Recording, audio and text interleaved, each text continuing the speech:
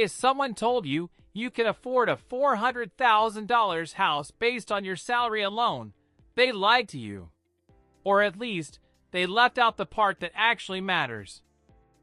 Every affordability calculator online spits out a number based on one thing: your income.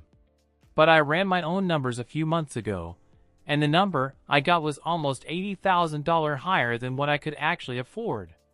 Today I'm showing you the real math, the stuff nobody puts in the headline.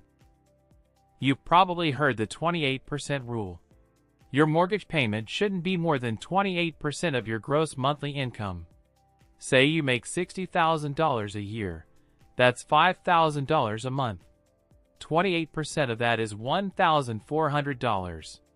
So the calculator says, great, you can afford a house with a $1,400 monthly payment. Plug that into a mortgage calculator at today's rates, and you get a number that looks like a real, buyable house. Here's the problem. That $1,400 number is a fantasy. It only covers principal and interest. It doesn't include the three things that quietly wreck your budget every single month. First, property tax.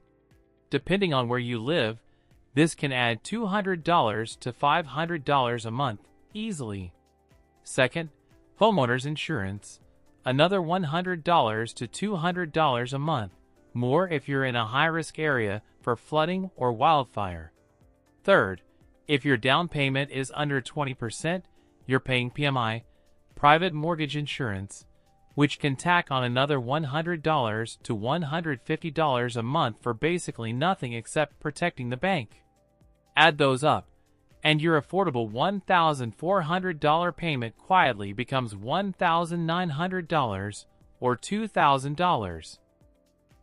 That's not a rounding error.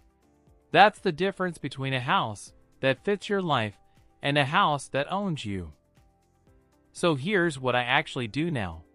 Instead of asking what payment fits 28% of my income, I ask what total housing cost, tax, insurance, PMI, everything, fits 28% of my income.